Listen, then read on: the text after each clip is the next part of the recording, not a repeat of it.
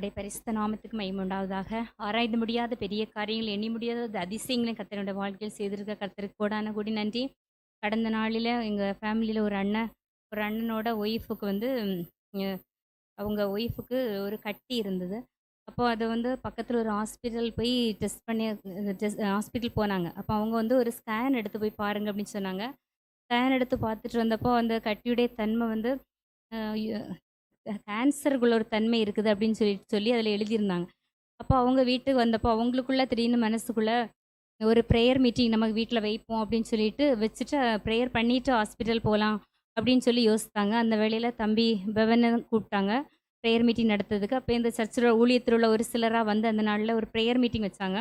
அப்போ எங்களையும் கூப்பிட்டுருந்தாங்க. அந்த இடத்துல நாங்கள் போய் கர்த்தருடைய அந்த இடத்துலேருந்து பாரத்தோடு ஜெபித்தோம். ஏசப்பா நார்மல் கட்டியாக இருக்கணும் அப்படின்னு சொல்லிட்டு ஜெபித்தோம். பெவனும் தம்பியும் ஒரு சில சாட்சிகள் சொன்னாங்க. நிறைய பேருக்கு கர்த்தருடைய கிருபையினால கேன்சர் கட்டியை கர்த்தர் மாற்றி கொடுத்தா, நீங்களும் விசுவாசத்தோடு ஏசப்பாவுடைய சமூகத்தில் ஜெபிங்க, கட்டாயம் இதை கர்த்தர் ஒன்றுமில்லாமல் ஆக்குவார் அப்படின்னு சொல்லிட்டு விசுவாசத்தோடு அந்த வார்த்தைகள் எல்லாம் கொடுத்து ஜெபித்துட்டு வந்தாங்க. பிறகு அடுத்து ஒரு சில நாட்கள் கழித்து அவங்க திருவனந்தபுரத்துக்கு போனாங்க ஹாஸ்பிட்டலுக்கு. அங்கே போய் டெஸ்ட்டுக்காக கொடுத்துட்டு வந்தாங்க. கொடுத்துட்டு ஒரு வாரம் கழித்து ரிசல்ட் வரும், வாங்கன்னு சொல்லியிருந்தாங்க. அப்போ ரிசல்ட் வரதுக்கும் அந்த ஹாஸ்பிட்டல் போகிறதுக்கு முந்தின நாள் அந்த அண்ணன் நான் பார்த்தேன். அப்போ நான் சொன்னேன், விசுவாசத்தோடு இரு, கர்த்தர் பெரிய காரியத்தை செய்வாங்க, ஒன்றுமே இல்லைன்னு சொல்ல வைப்பாங்க அப்படின்னு சொல்லிட்டு நாங்கள் கர்த்தருடைய பாதத்தில் அந்த காரியத்துக்காக ஜெபித்துட்டு இருந்தோம். அப்போ டெஸ்ட்டுக்கு ரிசல்ட் வாங்க போனாங்க. அப்போ அந்த கட்டி நார்மல் கட்டி தான், வேறு பிரச்சனை ஒன்றும் இல்லைன்னு. ஆனாலும் அவங்களுக்கு ஒரு சந்தேகம். ஃபஸ்ட்டு அது கேன்சருக்குள்ள ஒரு தன்மை இருக்குன்னு சொன்னதுனால மறுபடியும் ஒரு டெஸ்ட் எடுக்கணும்னு சொல்லி திரும்பி எடுத்தாங்க. எடுத்துகிட்டு திரும்பி அனுப்பிவிட்டு திரும்பியும் அந்த ரிசல்ட்டுக்காண்டி போனாங்க. அப்பவும் அது ஒன்றும் இல்லைன்னு சொன்னாங்க. ஆனாலும் அவங்களுக்கு திரும்பவும் டவுட்டில் ஒரு நாள் இருந்து இன்னொரு டெஸ்ட்டு கொடுக்கணும் அப்படின்னு சொல்லிட்டு உட்காந்து அந்த டெஸ்ட்டெல்லாம் எடுத்து ட்ரிப்பெல்லாம் போட்டு விட்டாங்க. பிறகு 1 வீக் கழித்து திரும்பியும் ஹாஸ்பிட்டல் போய் டெஸ்ட் பண்ணி இந்த ரிசல்ட் வந்தப்போ பார்த்தப்போ அந்த ஒன்றுமே இல்லை, பிரச்சனை ஒன்றும் இல்லை, பயப்படவே வேண்டாம், அது ஒன்றும் இல்லை, மருந்து எடுத்தால் போதும் அப்படின்னு சொல்லிட்டு கர்த்தர் சொல்லதுக்கு கிருபை கொடுத்தா கர்த்தர் ஒரு பெரிய அதிசயத்தை தான் செய்தாங்க. கர்த்தருக்கு கோடான கொடி நன்றி இந்த நேரத்தில் தெரிவித்துக் கொள்ளும். பிரியமானவர்களே, உங்கள் யாவருக்கும் அன்பின் வாழ்த்துக்கள். உங்கள் நன்மைகளின் நேர நிகழ்ச்சியின் மூலமாய் உங்களை சந்திப்பது எனக்கு மிகுந்த மகிழ்ச்சி. கர்த்தர் உங்களை ஆசீர்வதிப்பாராக. இயேசு கிறிஸ்து இந்த உலகத்தில் இருந்த நாட்களில், அவர் மாம்சத்தில் இருந்த நாட்களில் நன்மை செய்கிறவராகவே சுற்றி திரிந்தார். வியாதிகளை சுகமாக்கினார், பிசாசுகளை துரத்தினார், கட்டப்பட்டவர்களை விடுதலையாக்கினார், ஏராளமான அற்புதங்களை செய்து கொண்டே இருந்தார். ஜனங்களுக்கு நன்மை செய்து கொண்டே இருந்தார். நன்மை செய்கிறவராய் கிராமமாய் சுற்றி திரிந்து கொண்டே இருந்தார். ஏராளமான ஜனங்கள் எப்பொழுதும் இயேசுவை பின்தொடர்ந்து கொண்டே இருந்தார்கள். நன்மைகளை பெற்றுக்கொள்வதற்காகவே ஜனங்கள் அவரை தேடி தேடி வந்தார்கள் என்று சொல்லி பார்க்கிறோம். இன்றைக்கும் இந்த நாட்களிலும், இந்த கடைசி நாட்களிலும் தேவன் நன்மை செய்து கொண்டே இருக்கிறார். இந்த 70 நாட்களில் அதிகமான நன்மைகளை தேவன் செய்ய ஆரம்பித்திருக்கிறார். பிரியமானவர்களே, ஒரு அருமையான சாட்சியை கேட்டீங்க. சகோதரி கட்டி இருக்கிறதை உணர்றாங்க, மருத்துவமனைக்கு போறாங்க. மருத்துவர் பரிசோதித்து விட்டு இது கேன்சர் தான் இருக்க வாய்ப்பு என்று கணித்து விடுகிறார். பல வருட எக்ஸ்பீரியன்ஸ் அவங்களுக்கு. கட்டாயமா இது கேன்சர் கட்டியா தான் இருக்கணும் அப்படின்னு தீர்மானிக்கிறாங்க. இருந்தாலும் பரிசோதிப்போம் என்று சொல்லி டெஸ்ட்டுக்கு அனுப்புறாங்க. முதல் டெஸ்ட் எடுப்பதற்கு முன்பதாக அந்த பிள்ளைகள் ஜெபிக்க வேண்டும் என்று தீர்மானிக்கிறாங்க. ஜெபம் என்பது எவ்வளவு வல்லமையான ஒரு காரியம் பாருங்க. ஒரு நெருக்கடியான நேரம், ஒரு ஆபத்தான நேரம், என்ன நடக்க போகிறதோ என்று தெரியல. உள்ளே ஒரு கவலை, ஒரு பயம். இதன் மத்தியில ஜெபந்தான் தீர்வு என்பதை அவங்க விளங்கி கொண்டார்கள். அப்ப ஜெபிக்கிறவர்களை அழைக்க வேண்டும் என்று சொல்லி அழைத்தாங்க. நானும் என்னோடு இணைந்து ஊழியம் செய்கிற சகோதரர்களும் சபை பிள்ளைகளுமாக அவங்க வீட்டுக்கு போய் கூடி ஒருமனப்பட்டு ஒரு மாலை நேரத்தில் ஜெபித்தோம். எல்லாரும் ஒருமனப்பட்டு தேவ சமூகத்தில் மன்றாடினோம். இந்த கட்டி ஒன்றுமில்லாமல் போகட்டும், இது ஒரு பெரிய பிரச்சனையாய் மாறிவிடக்கூடாது, கேன்சர் நோயா இருந்து விடக்கூடாது என்று சொல்லி தேவ சமூகத்துல ஜெபம் பண்ணணும். அப்படியே பாருங்க, தேவன் அதை ஒன்றுமில்லாமல் போக பண்ணினார். முதல் ஸ்கேன் டெஸ்ட் எடுத்துட்டு போன உடனே டாக்டருக்கு ஆச்சரியம், நம்ப முடியல. இது கேன்சர் கட்டியாத்தானே இருக்க வாய்ப்பு, இது நார்மல்னு ரிப்போர்ட் வந்திருக்கு, திரும்ப டெஸ்ட் எடுங்க. இப்படி 5 முறை அவர்கள் டெஸ்ட் எடுத்து பார்த்து நார்மல், ஒன்றும் பிரச்சனை இல்லை என்று திரும்ப அனுப்பினார். ஜெபிக்கும் பொழுது மிகப்பெரிய அற்புதங்கள் நடக்குங்க.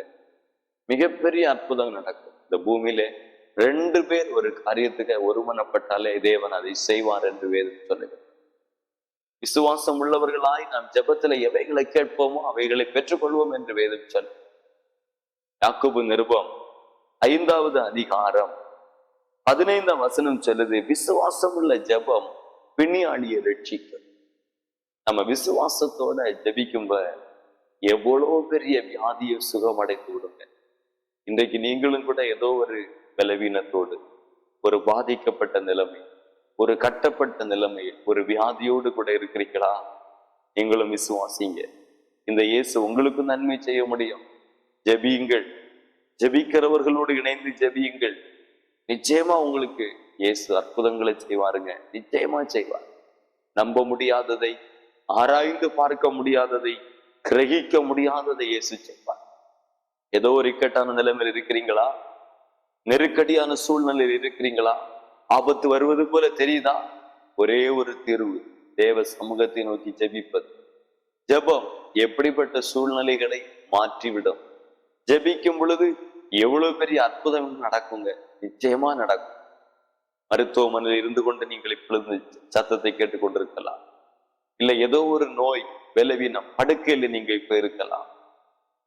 எங்கிருந்து இந்த சத்தத்தை கேட்டாலும் நாளைக்கு ஒருவேளை நீங்கள் ஒரு டெஸ்டுக்கு போக வேண்டிய நிலைமையில் இருக்கலாம்.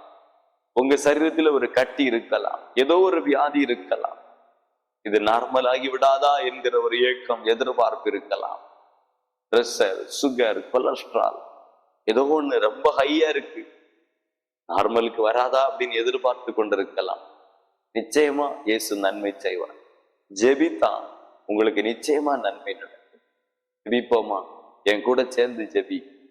இயேசு உங்களுக்கு அற்புதம் செய்ய போகிறார். நல்ல பிதாவே, இந்த மகிமையான வேலைக்காய் நன்றி செலுத்துகிறேன்.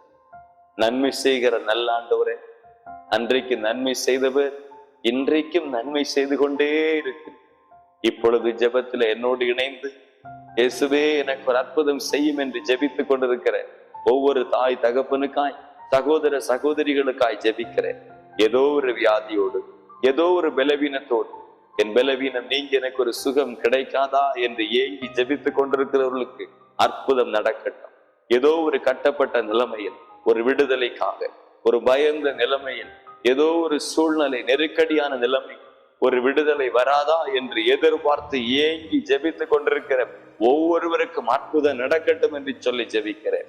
மருத்துவமனையில் படுக்கையில் இருந்து கொண்டு ஏதோ ஒரு வியாதி பலவீனத்தின் மத்தியில் வாழ்க்கையில் சோர்ந்து போன நிலைமையில் ஜெபித்துக் கொண்டிருக்கிற ஒவ்வொருவருக்கும் அற்புதம் நடக்கட்டும். கண் பார்வை சம்பந்தமான வியாதிகள் இப்பொழுது சுகம் அடையட்டும். காது சம்பந்தமான நோய்கள் சுகம் அடையட்டும். மூளை நரம்பு மண்டலத்தில் இருக்கிற பாதிப்புகள் சுகம் அடையட்டும். தைராய்டு நோய்கள் சுகம் அடையட்டும் என்று ஜெபிக்கிறேன். வீசிங், இழுப்பு நோய்கள் சுகம் அடைவதாக. அல்சர், குடல் நோய்கள் சுகம் அடைவதாக. எலும்பு சம்பந்தமான நோய்கள் சுகம் அடையட்டும். நரம்பு மண்டல பாதிப்புகள் சுகம் அடையட்டும். அலர்ஜி வியாதிகள் சுகம் அடையட்டும். சிறுநீரகத்தில், லிவர்ல இப்பொழுதே இயேசுவின் அற்புதம் நடக்கட்டும் என்று சொல்லி ஜெபிக்கிறேன். பக்கவாத நோய்கள் சுகம் அடையட்டும். வாத நோய்கள், வலிப்பு நோய்கள் இப்பொழுதே சுகம் அடையட்டும் ராஜா. இப்பொழுதே இப்படி சுகம் அளிக்கிற வல்லமை ஒவ்வொரு பிள்ளைகள் மேல் இறங்கி அற்புத சுகம் உண்டாகட்டும் என்று சொல்லி ஜெபிக்கிறேன். இன்றைக்கு நன்மை செய்து கொண்டிருக்கிறீரே, இப்பொழுது ஒரு அற்புதத்தை செய்து இவர்களையும் சாட்சியாய் நிறுத்தி உங்க நாமத்தை மகிமைப்படுத்தும். இயேசுவின் நாமத்தில் ஜெபிக்கிறோம் நல்ல பிதாவே. ஆமென், ஆமென், ஆமென். தொடர்ந்து நீங்க ஊக்கமா ஜெபிங்க. நிச்சயமா உங்களுக்கு அற்புதம் நடக்கும். இந்த ஜெப நேரத்திலேயே உங்களுக்கு அற்புதங்கள் நடந்திருக்கும். நீங்கள் விசுவாசிங்க, கர்த்தர் பெரிய காரியங்களை செய்வார். ஆமென். நன்மைகள் செய்து நலிந்து போன நண்பனே, நன்மையின் நாயகர் இயேசு உன்னை மிக நேசிக்கிறார். நன்மைகள் செய்து